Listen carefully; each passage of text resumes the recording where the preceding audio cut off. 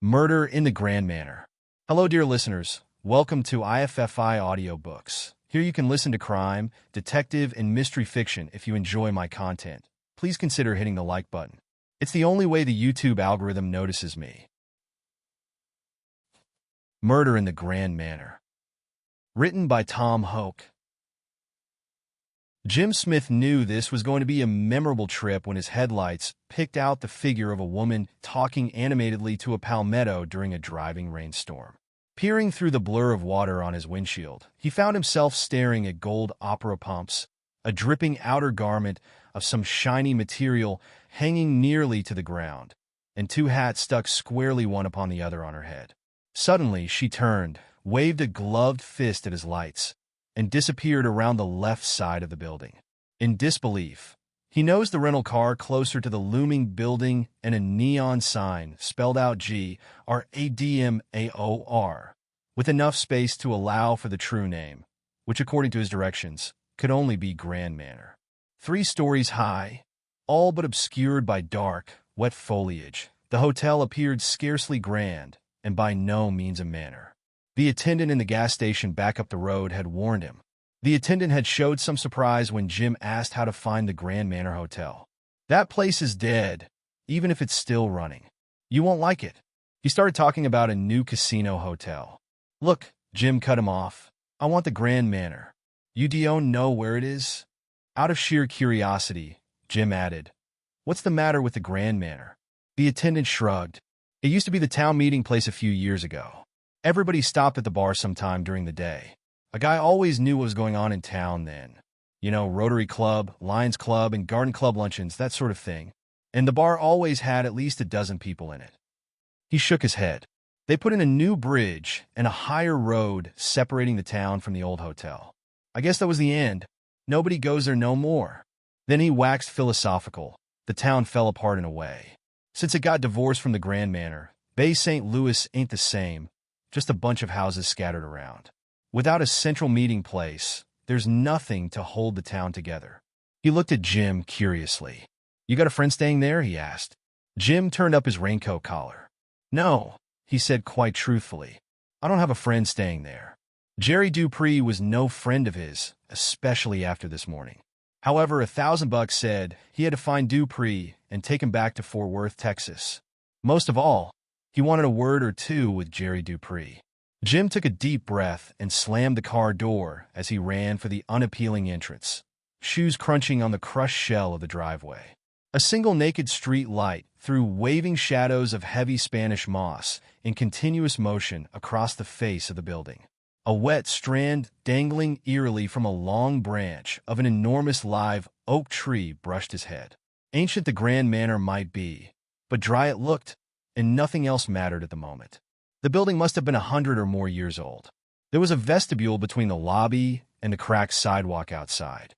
The vestibule was only 3 feet deep and as long as the inside lobby, with a ragged carpet and not one single stick of furniture for embellishment. The length of the vestibule had casement windows one could hardly see through, which had nothing to do with the rain. The dampness and a strong smell of mildew hit him as he grabbed open the outside door. He could see through windows in the inner door.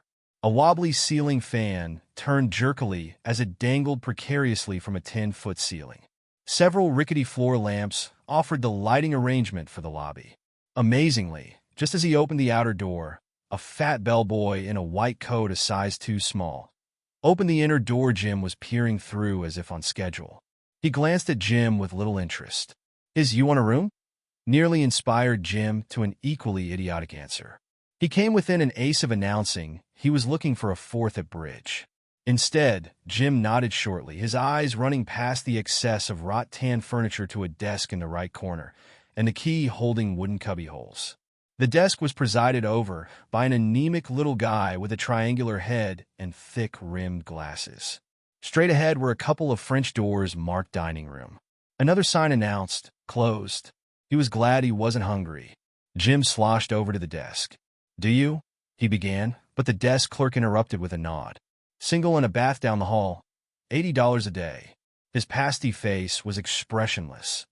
Before Jim could come up with an appropriate response, A whistle split the damp atmosphere of the lobby and came close to splitting his eardrums. He wheeled, as well as one can wheel in wet shoes. In the left corner of the room dripped the female he had seen chatting with the palmetto. She stood under a small, neat sign which made lots of sense, bar. The sign cheered his heart, but he braced as she again stuck 2 fingers in her mouth and blasted the air.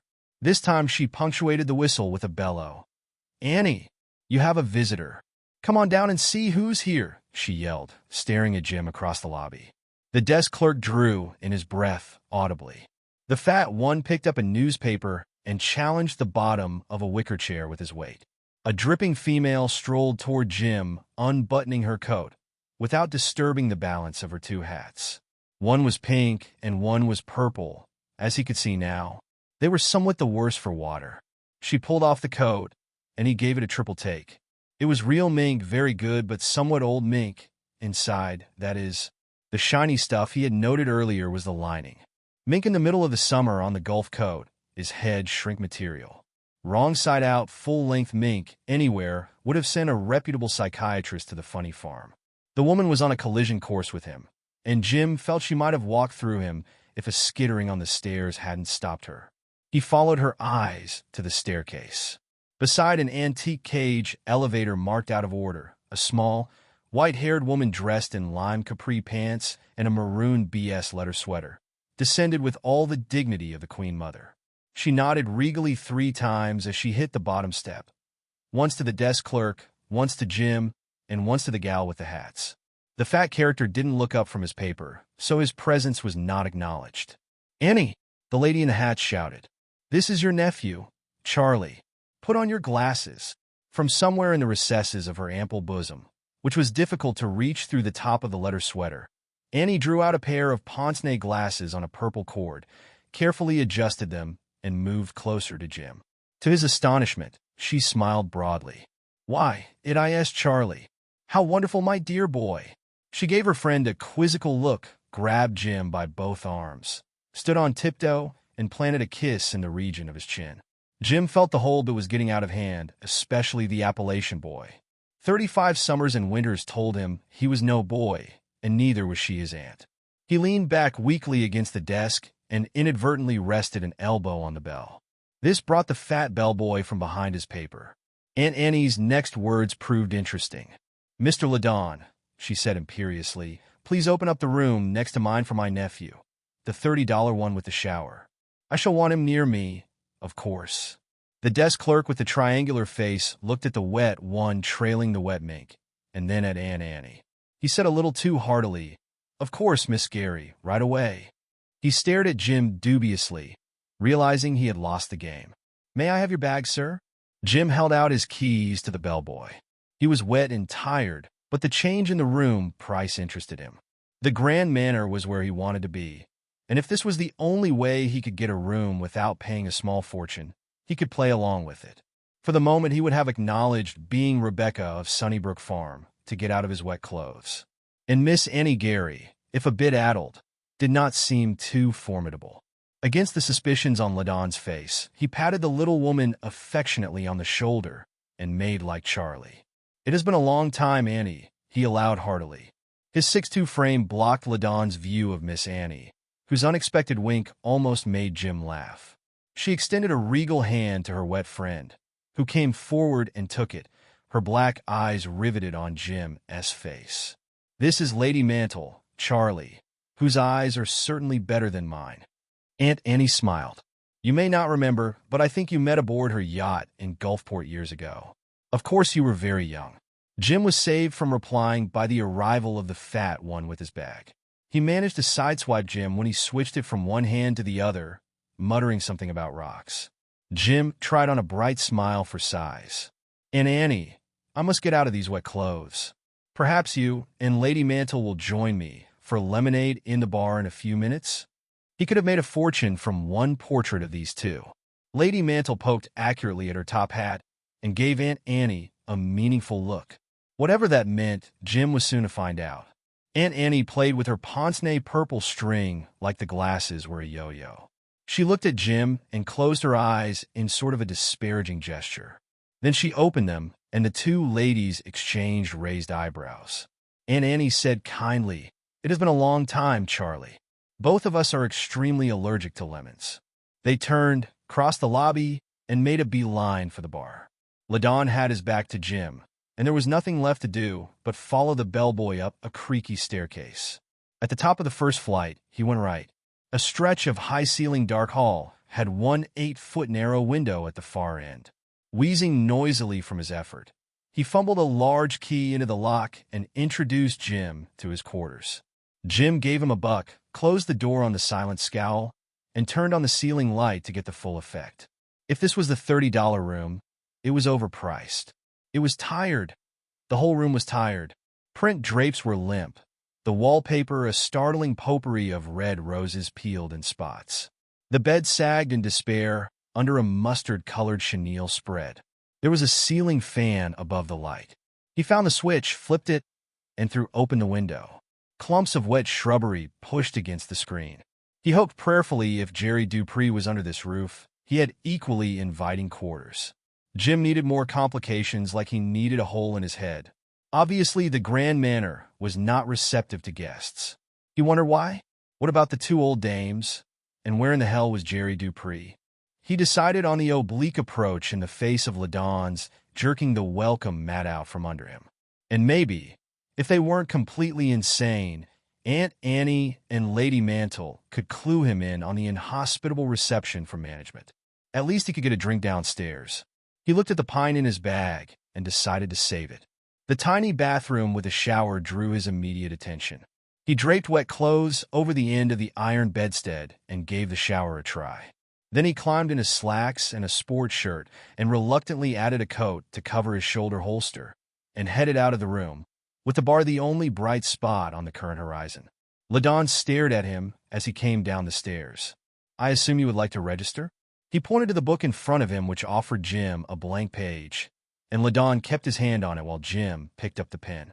"I can hardly wait," Jim assured him, and remembering his name was Charlie, signed Charlie Smith in his most dashing handwriting. The Smith was uninspired, but real at least. From the look LaDon flashed, he was not happy with the signature. Jim added Chicago, and the arrival of two soaked salesmen let him off the hook. He crossed the lobby fast and turned into the bar as he heard LaDon give them the $80 a day routine. He didn't wait for their answer. The Grand Manor Bar was a cozy room 20 by 45 feet. At the far end of the room was a large, lumpy man, whose jowls and fleshy nose were outlined by indirect lighting below. Obviously, the lighting was intended to be romantic, but struck Jim as plain spooky. A skinny little man with one foot on the bar railing nursed a can of beer, and a jukebox played music from the 80s. He stood in the doorway until his eyes became accustomed to the dim lighting. The bartender didn't look up. Finally, Jim found Aunt Annie and Lady Mantle, seated against the wall on a bench. They had their heads together, and both were drinking some sort of concoction through straws from tall glasses. The two old girls looked up expectantly as he slid into a chair across from them. The big bartender came around the bar and lumbered over. He didn't seem to be any happier to see Jim than the desk clerk had been. Before Jim could speak his piece, his newly acquired auntie delivered an edict. "Another double Camille, George, for my nephew." "Double what?" Jim asked as he turned back to the bar. Aunt Annie grinned. "Never mind, Charlie, you'll like it.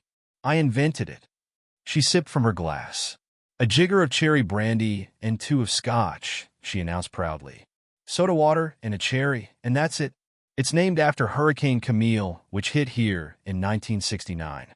It's a Force 5 drink." Jim cringed at the concoction. When he tasted it, he realized it was appropriately named. "You like it, Charlie?" Aunt Annie cocked her head to one side and peered at him. "I'm crazy about it, Annie," he answered as he managed to get his breath. Over his shoulder, he called, "George, bring me a bourbon and water for a chaser." He was crazy, all right, but he wasn't alone. George brought the bourbon and water, slapped it down on the table, and waddled off. Jim abandoned the Camille and took a long pull on the bourbon. He had drunk a lot better whiskey, but the bourbon was an improvement, and his stomach began to get untied. "Ladies, shall we dispense with the fun and games? Your act is great. but I seem to have marched into the middle of something most peculiar. And you do owe me an explanation." Jim leaned back and crossed his arms.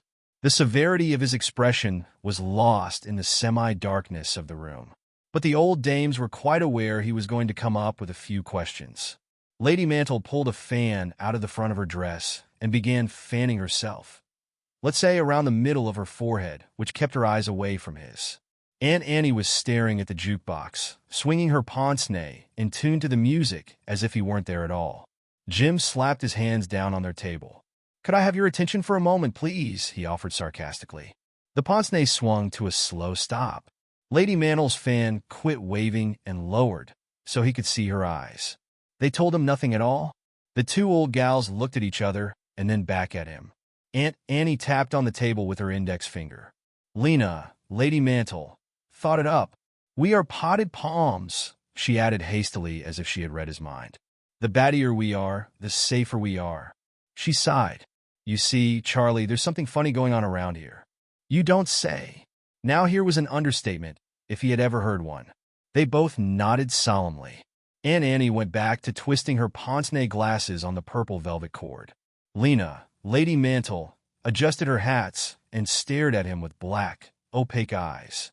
Aunt Annie leaned over the table and hissed, "There's something going on right here in this room, as a matter of fact. George has a gun on you, Charlie."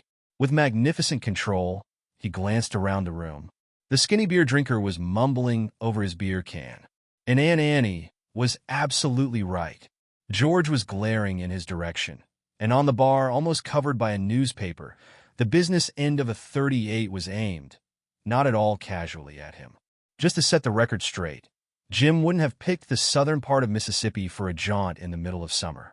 He was geographically and historically ignorant about this part of the South, not to mention the mores of the people. But while he loved to paint and would like to spend most of his hours painting portraits, there was always the matter of money. This he had decided a long time ago, when he first thrust upon the world his virile portraits, and found he could only eat every other day on their proceeds. So, through trial and error, he became a detective. A painter gets to know faces and the things going on behind them. What's wrong with this for a detective? He was about 1,000 miles due south of Chicago, and less than half a block from getting wet in a bay emptying directly into the Gulf of Mexico, because minding somebody else's business was his business. Maybe he should have remained a portrait artist. If he had been inclined toward clairvoyance, he might have. A dame had walked into his Chicago office, presented him with a good, solid Chicago name he recognized, dropped 5 $100 bills and an airline ticket on his desk, and announced, "I want my husband back." Just like that. He reacted as a good detective should. "And where is your husband, madam?" You never asked why they left, so, as usual, he asked where the guy had gone. It sometimes helped, although the wife usually didn't know. This babe was brassy, shrill, expensively dressed, and premeditated in her actions. She narrowed her eyes, chewed on her left thumbnail, and instead of saying, "I don't know," she said precisely, "My husband is at the Lost Horizon Motel in San Antonio, Texas." Now that's appropriate, Jim thought to himself. But why didn't she go get him? She told him quite firmly, "You will find him in room 118. Tell him I'll make a stink in all the papers if he doesn't get his, but back here, without his lady friend." He guessed she had been reading too many spy thrillers, or she thought Jim would sell out to her husband. She was on the plane behind him as he bore down on room 118. He hardly got a look at the guy when he opened the door, but he felt sorry for him immediately because apparently the only thing the wife wanted Jim to do was run cover for her. From what he could see as she burst into the room was 3 naked guys wearing bunny ears sprawled in various indiscreet but compromising poses. With his detective work finished, Jim had an open return ticket to Chicago and a pocket full of money, so he decided to stay a day or so and look around San Antonio. He had never seen this part of Texas before, and now was as good a time as any. He wandered through the Alamo, ate some enchiladas in the shade of a large tree along the Riverwalk, and then, as the Texas sun rose higher, he spent several hours in a large mall along the river. Apparently, he was easy to spot as a tourist, and a passerby suggested he tour the zoo in Breckenridge Park. He came away from the zoo liking the lady hyena far better than his recent employer. Jim always thought San Antonio would be unique, and it certainly was an odd mixture of 2 civilizations. Row upon row of smooth, manicured yards with houses to match. And yet, the Spanish flavor constantly added touches of bright colors and a sense of excitement to everything. In the evening, as he wandered in the downtown area, the shadows grew longer, and he found himself still trying to escape the memory of the unpleasant female with her good, solid Chicago name. According to the movies, he should have been out looking for a fight. He didn't look for it, but he found it. In a questionable part of downtown, he turned a corner into a cul-de-sac. The dim light showed from the doorway to his left. A tall man stood against a two-story whitewashed wall. His hands were outstretched in a protective stance, and his head was back. His attitude showed amazement rather than surprise. Three unsavory characters were advancing on him, and the leader of the trio had a wicked-looking knife. The scene was so obviously one-sided it got Jim back up. He liked a good fight, but this one was going to be over shortly unless he got into the act.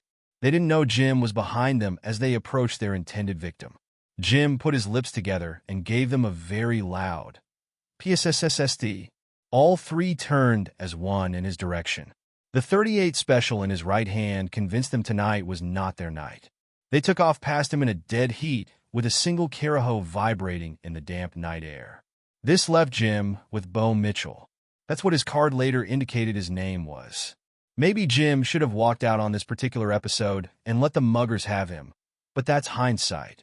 The guy had on a drab shirt and sweaty, rumpled pants.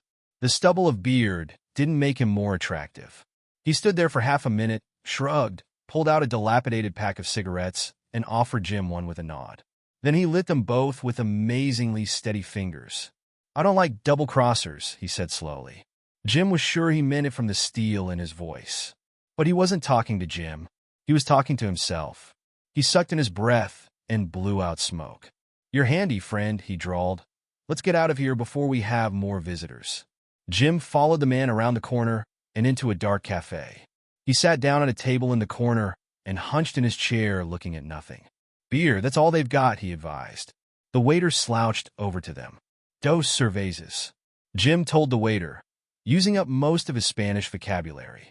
The waiter brought the beers, and Jim drained his in a hurry. His companion drank slowly, his thoughts on another planet. Jim had done his good deed for the day. He didn't want to take on this brilliant conversationalist to raise. Besides appearing intellectually bankrupt, the man was a sorry sight, and his choice of cafes stunk. Jim paid for the beers, ordered the man another one, and got to his feet. He tipped his hat to the back of his head.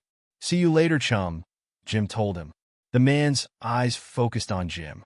He reached into his shirt pocket and brought out a card. "Thanks for the beers and the rest of it," he admitted grudgingly. "If you're ever in Fort Worth, stop in." Then he went back to his brooding. Jim got the hell out of there and started breathing fresh air like it was going out of style. Afterwards, all he could remember about the man was a straight length of black brows and a shock of black hair, which came within an inch of meeting the brows. He forgot all about the guy for the next 2 days as he continued his tour of San Antonio and the surrounding area. He had looked at the card. Bo Mitchell, Enterprises. Jim almost threw it away. If he had, he wouldn't have wound up in the Grand Manor Hotel with a house full of semi-nuts. His return flight to Chicago was canceled at DFW Airport between Dallas and Fort Worth. Something about a mechanical problem. He could have gone to Dallas, but he didn't. He had been in Dallas before. It looked like any other big city he had ever seen, and the only thing interesting was Old Town downtown. So it wasn't any coincidence he chose Fort Worth, where the West begins. Compared to Dallas, Fort Worth was a country town. A few so-called skyscrapers and a sprawling downtown community with a Rococo courthouse at the head of Main Street were about it. He checked in at the first hotel where the limousine stopped. It was hotter than hell outside. One thing was sure. If Texans died and went to hell, they wouldn't know the difference. From what he had heard, summer in Texas was always like this. He called the bellboy and started emptying the pockets in his extra suit. He might as well have it cleaned. The bellboy was efficient. Out of his breast pocket, he pulled a card Jim had forgotten was there. It said, Bo Mitchell, Enterprises. He knew one person who lived in Fort Worth. 3 cheers for his side. But he would never have looked Bo Mitchell up if he hadn't had an interest in Western art. The room clerk gave him directions, and he went out in the broiling sun, turned right on 7th Street, and then headed west. He walked until the street was two-way and picked up a taxi. The driver was a friendly guy who might as well have been hired by the Fort Worth Chamber of Commerce. Between the 7th Street Bridge and the Museum of Western Art, a distance of probably 3 miles, Jim got a lecture on the Fat Stock Show and Rodeo, the Forest Park Zoo, how great the Texas Christian University football team was, and the exact population of Cowtown. He let Jim out at the museum, and Jim told him to come back in an hour. But he walked up the steps and through the glass doors into a large, cool room. To his right was a sign indicating the Russell exhibit had been loaned to the San Antonio Museum. How ironic. The Russells were all he wanted to see in Fort Worth, which was why he had decided to stay an extra day in the first place. Other than the simple fact he never got back on an airplane which may or may not be fixed. Underneath this sign was a notice for the next 10 days the museum was honored to have a collection of local paintings. Maybe they were honored, but Jim wasn't. They weren't much, and he quickly viewed each one. Before his taxi returned, he approached the guard at the entrance. "Look," he said, "I'm from Chicago, and I came to see the Russells. There must be some private collections in Fort Worth. Could you tell me if you know of any?" The guard nodded understandingly. "Yep, Arendale's got 7 on his ranch, but he's in Europe." Then he totally surprised Jim. "Bo Mitchell's got 4 Russells, 2 of them in his office downtown. Best of the lot. He'll be glad to show them to you. He also has some Remingtons. He's in the directory." Jim took a look at the card the man in San Antonio had given him. 17th floor of the Barton building?" he asked the guard. The guard nodded in amazement. Jim still wasn't sure it was the Mitchell he had run into in San Antonio, but he was going to find out. He thanked the guard and took 2 steps at a time down to the waiting taxi.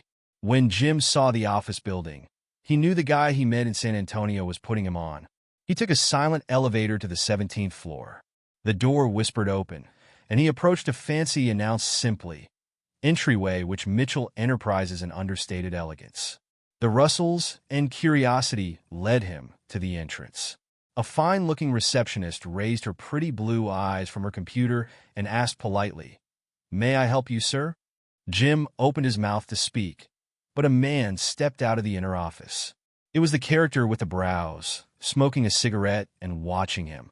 The man had on a designer suit, which must have run into 4 figures. The growth of beard was gone. So was most of his civility, if he ever had any. "So, you did come to see me?" He stared at Jim for another moment, and then added, "Come on in. I'll buy you a drink today." Without looking at the girl, he said curtly, "Give me some soda, Mimi. I'm out." Jim followed him into the office. The an oriental rug, which should have been on a wall in a museum, covered the floor almost from wall to wall. 2 of the Russells he had come to see were on the wall. The whole room smacked of moolah. Jim kept his eyes on the paintings and sank into a chair across from Mitchell's executive desk, wondering what the hell went on with him. The man pulled out a portable bar and came up with a bottle of 20-year-old scotch and a couple of heavy crystal glasses. He poured quickly without benefit of jigger, then added ice. His thin sneer straightened Jim's spine. "I suppose you want a job?" His eyes were chipped ice. The phone rang. He reached for it and swiveled around so his back was to Jim before he could think up an answer. The man's voice changed abruptly. "I was trying to reach you. I've been waiting for you to call all week." His tone got as close to syrup as it could. "No, I didn't make the last deal. Somebody must have got there first. Who cares? There's always another one." He pulled at his ear while Jim stared at the back of his head. "Sure, come on in. You can paint the town." "Good." The man hung up and swung around. "Well," he asked. The syrup was gone from his voice. Jim reached over and took one of the glasses and turned it up. Then he deposited the glass on the fancy desk and got to his feet. "So, who the hell are you anyway?" "I came to see your Russells, and I've seen them. You could be the king of Sweden as far as I'm concerned. I don't need a job. Thanks a lot for the drink, Buster." Jim started making tracks. About this time, the door opened, and Mimi and Jim juggled a tray of bottles, trying to keep the rug from being splashed. The guy in back of him drawled, "Come on back. I'll put soda in the next one."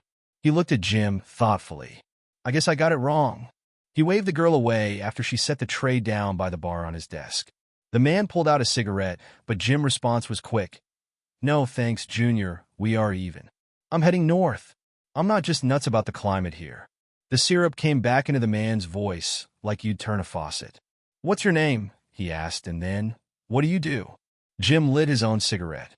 "If it's any of your business, and I'm not sure it is, my name is Jim Smith, and I just returned from trying to send a most undeserving man back to his most undeserving wife. I didn't like it, but I like my job, and maybe the next guy will be really away on business." Jim gave him a mock salute and added, "So long." The man rose, filled the two glasses again with good scotch, added soda, and placed his hands flat on the desk. "No hard feelings, Smith. You may not need me, but I need you. I'll give you $2,000 plus expenses for 2 weeks of your time." Jim folded his arms and eyed the man warily. "What's the catch? There isn't any really. Are you interested?" Jim sat down in the chair he had left and picked up his glass. "What do I do for 2 weeks to earn $2,000 and expenses?" Jim asked, watching the man closely.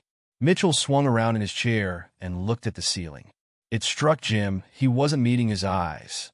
"I'm leaving town. It's unavoidable. There's a man showing up here tomorrow night. His name is Jerry Dupree," he announced. "I owe him something." His tone raised Jim's eyebrows. The man flipped ashes into a $50 outsized brass ashtray beside the desk. "This guy gets the full treatment, the whining, the dining, and the nightclubs, whatever he wants. All I'm asking you to do is to see he's entertained. Let's say he can get obnoxious on occasions, but you won't have any real trouble. You simply have to stay with him." "Is that all?" Jim asked, "for $2,000? The man shook his head. "No, but it's almost all. I simply want him here when I return." His mouth slit in what Jim supposed was a smile. "It's easy if you can stand the late hours. The guy likes it here, but he likes his liquor and needs to be entertained.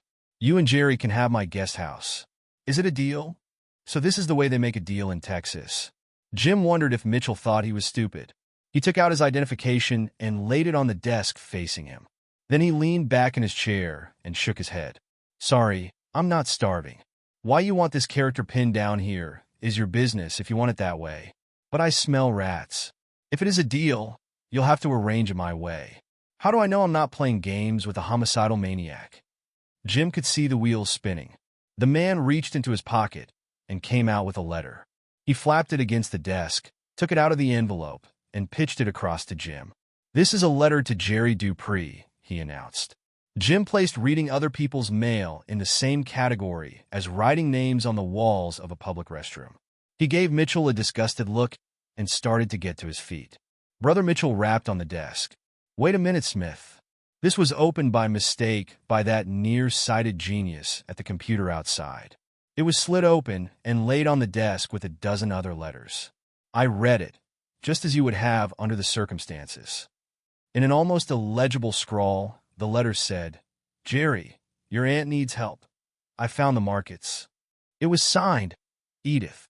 Jim lit another cigarette and stared at Bo Mitchell, who stared right back.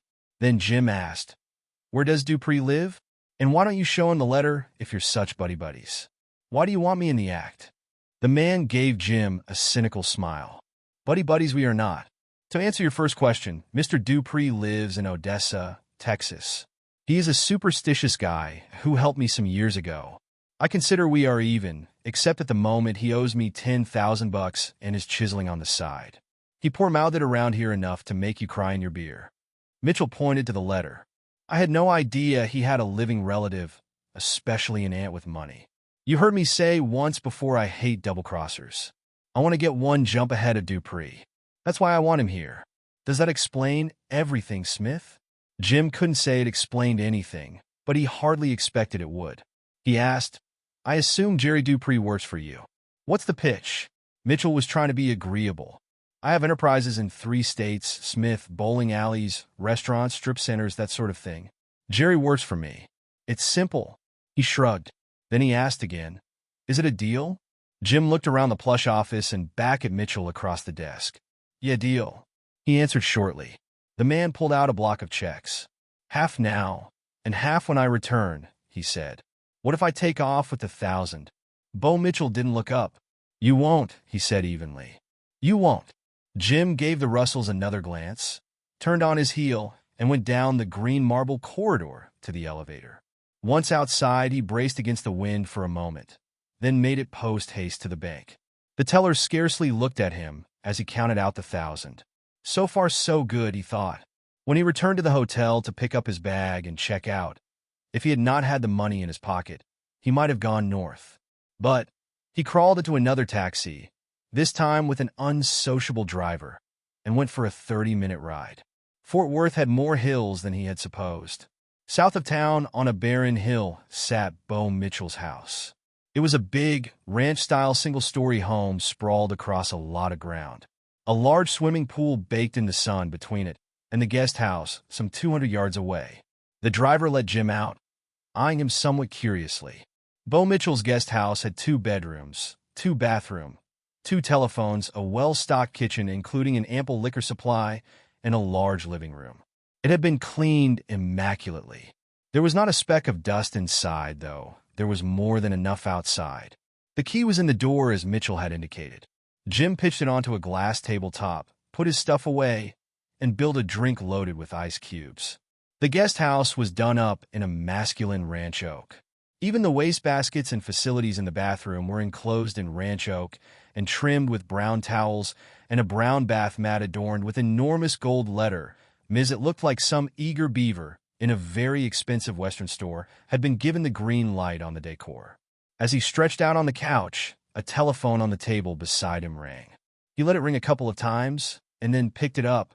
He assumed it was tied into the main line at the big house because he heard a voice say, "Hollow," and he could hardly mistake Mitchell's voice when he started telling Hollow what to do. It was commanding, and Jim hoped he wasn't going this route with him. He disliked commands, particularly in this tone.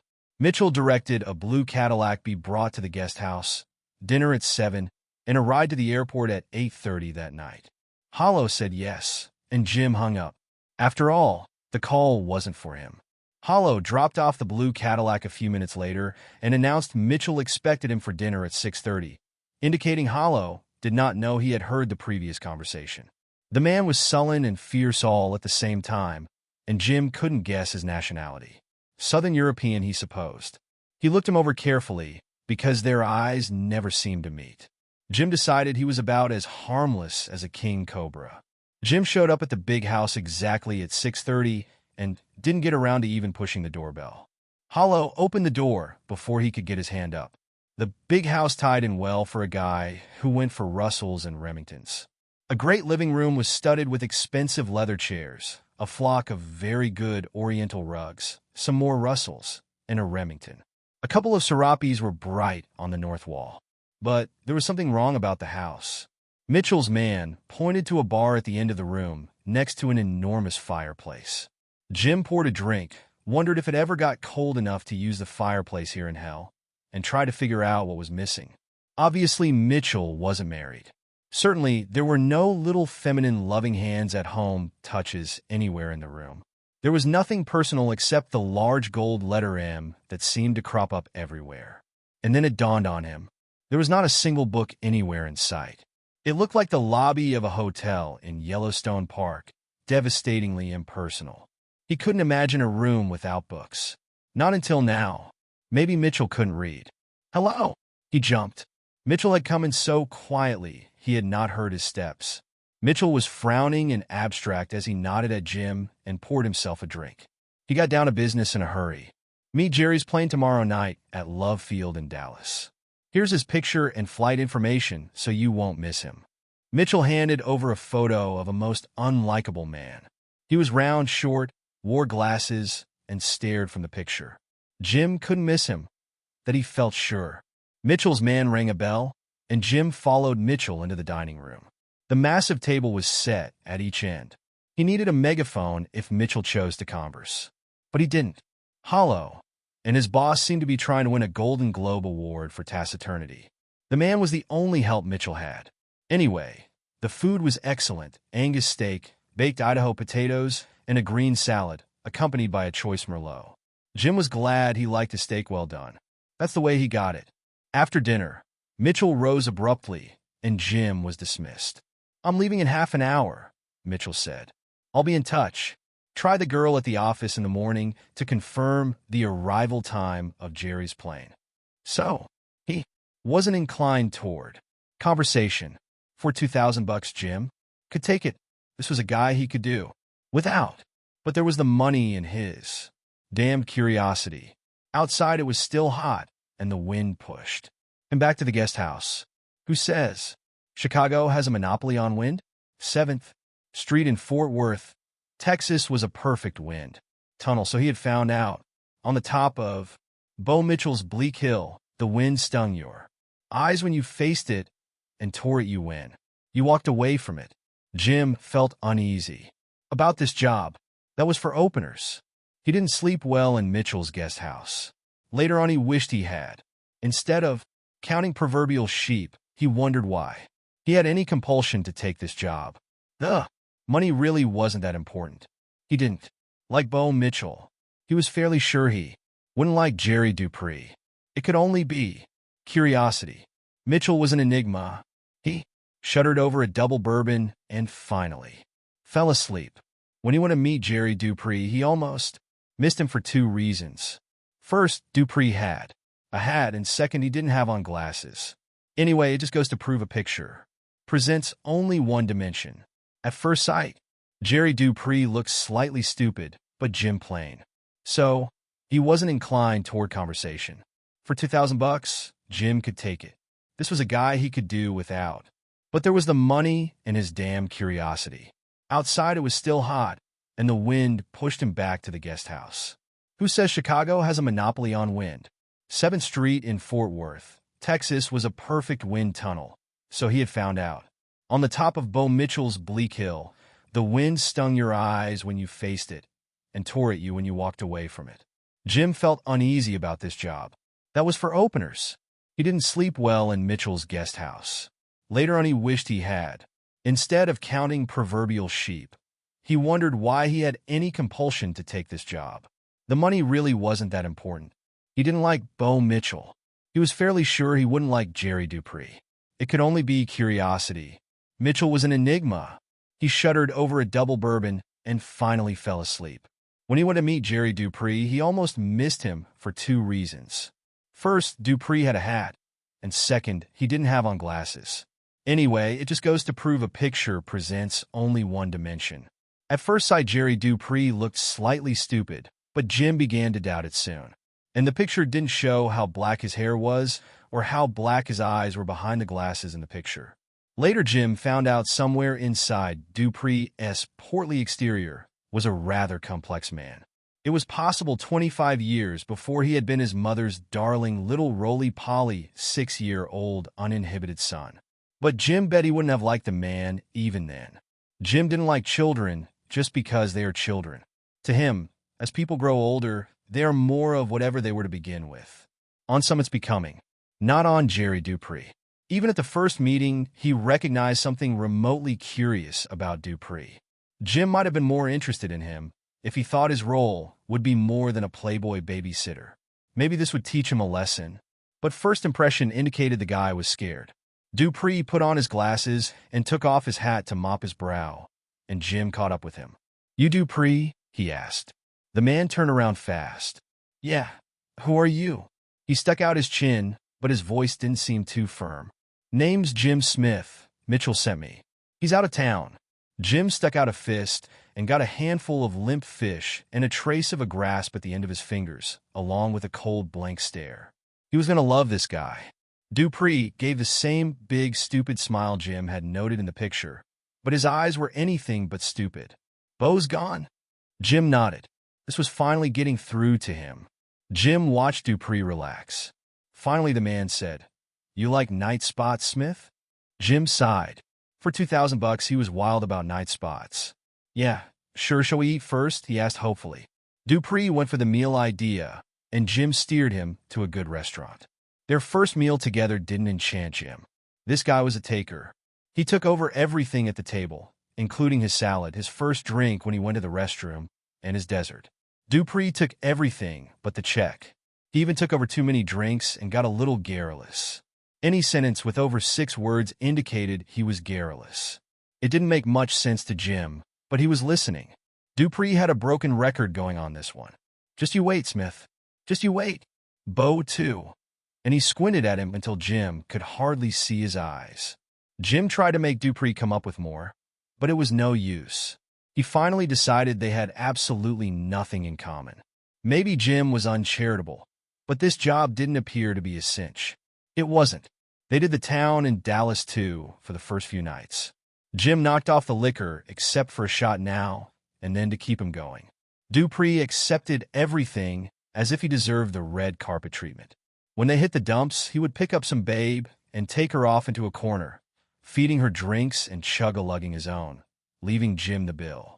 Jim always got stuck with his girlfriend's unwashed female companion, and he always got a giggler. Dupree managed to get drunk and a spot vindictive about 2 in the morning. Jim got to be a clock watcher. At least Dupree slept until noon every day. But after a bunch of mad merry nights, Dupree started to question where Mitchell was.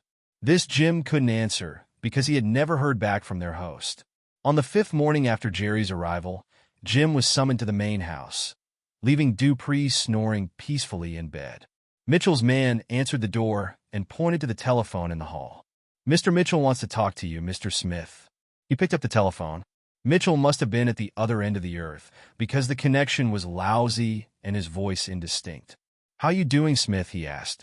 "Peachy dandy," Jim replied sarcastically. "You should have upped it 1,000. Mitchell ignored his reply. "Jerry still there, Smith?" "Yeah," Jim said, sleeping it off. Mitchell's voice crackled. "Keep him there, Smith. You just keep Dupree there." He hung up. Jim returned to the guest house to find Jerry rummaging in the kitchen for some breakfast. He let him have at it. Nursemaid he was, but nobody said he was to be a cook. Dupree came into the living room and plunked his short body in a chair and took a drink of tomato juice. For a guy who had little on his mind but his social activities, he came out with a question, looking at Jim shrewdly. "How did you get your job with Mitchell?" he asked. "I ran into him in San Antonio a few weeks ago," Jim answered truthfully. Then, not so truthfully, he needed a public relations man. Jerry forgot him. "When's he coming home?" he asked for the 900th time. Jim was starting to catch the drift. "Anytime, Dupree. You know how he is. How about hitting a new spot tonight?" "The stripper," he suggested, but Dupree's mind for once seemed to be on something else. Dupree stared at the telephone until Jim asked, "Shall I make a reservation, Dupree?" He frowned, still staring at the phone. He didn't catch the sarcasm in Jim's question, and Jim didn't repeat it. Dupree puzzled him, but not enough for his own good. "Okay, the stripper," he finally answered. A few nights on the town must have dulled Jim's responses. He should have paid attention to Dupree's abstraction. He wished he had. That night they groped their way through an almost male audience and found a table. For once Jerry pulled out a bottle. Jim should have known better. It took only one drink to put him in the land of Nod. It was a lousy drink, made up of 2 jiggers of booze and 1 Mickey. Jim woke up on a couch in the men's room, and Jerry was long gone. The show was over, and the janitor was cleaning up the place. He didn't seem surprised to see Jim. "Nice place, this one." Of course the car was gone too. But, as nobody had rolled Jim in his slumber, he still had a pocket full of Mitchell's money. So he called a cab. His watch said it was 4 in the morning. He had the taxi driver let him out at the gate. After the taxi left, he circled the guest house. He didn't see a car in front, but that didn't mean it wasn't in back. He looked around and then across at the big house and had the strangest feeling it was empty. Maybe Mitchell's man was having a night on the town. Jim fumbled open the back door to the guest house, which surprised him by being unlocked, and he switched on the light in the living room. The house was empty. He was right. How was he going to explain this to Bo Mitchell? Jerry's clothes and his bag were gone, and the room was a mess, with half-open drawers and a welter of papers in the wastebasket.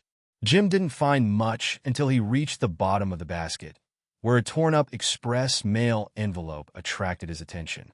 It was addressed to Mr. Jerry Dupree, as he found after difficulty in piecing it together. The return address was the Grand Manor Hotel, Bay St. Louis, Mississippi. It had been mailed 2 days before. He slipped it into a pocket. Maybe this was something to go on, slim as it was. He had to have a try at getting Dupree back before Mitchell returned. A small matter of $1,000 was very much at stake, along with some pride. It had dawned on him on the way home from the strip joint, a little belatedly, that all Dupree had to do was to hear the conversation with Mitchell on the phone to get antsy. And all he had to do was pick up the phone in the guest house. Jim remembered Dupree's thoughtful glance at the telephone. Maybe he didn't like to be confined. Maybe he didn't like the tone of Mitchell's voice. Jim didn't either, but he had to run Jerry down whether he liked it or not. Jim called the garage at the airport and asked if a car had been left in the reserved parking spot. He used Mitchell's name to speed up the answer. He got it. The car was there. So, he called to make reservations for a flight to New Orleans. A look at the map showed Bay St. Louis, Mississippi was about 50 miles east of New Orleans on the Mississippi Gulf Coast. He had to start somewhere. Jerry Dupree was probably taking off for New Orleans when he called. Jim booked a flight to New Orleans, leaving at noon. He slammed down the telephone and sank into a chair. His head felt like it had been pounded with a shovel. He had to make some kind of try to get Jerry Dupree back to Fort Worth. Maybe it was a matter of pride, but he had to. He packed in a hurry, and just for luck went out the door he had come in and carried his bag to the main house. There was one car in the garage with a key in it. He took it. By the time he got to the airport, he was feeling better. It was a good thing because from there on it was an obstacle race. The plane was late. After he landed in New Orleans in a pouring rain, he missed the limousine that runs along the coast by 5 minutes. A funeral blocked his rental car, even if he could have hurried through horizontal sheets of rain. And there was more rain. Traffic crawled with him in and out of the city on the Chef Mena Highway. He stopped for a bite to eat at a roadside cafe. The food was lousy, and when he came out he had a flat tire.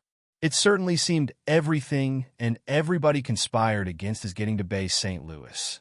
Maybe he should have heeded the conspiracy. He wished he had. Long before he crossed into Mississippi, he was plain mad and fresh out of sense. By the time he reached Bay St. Louis, he was livid. This was before he found the Grand Manor Hotel. And this was before he became Charlie Smith with a newly acquired Aunt Annie and her nuttier friend, Lena Mantle, who had a taste for Camille's. By this time, everything seemed unreal. It seemed unreal until he took a look at George, the flabby bartender, whose .38 was aimed at his head. He came to the party. This was real.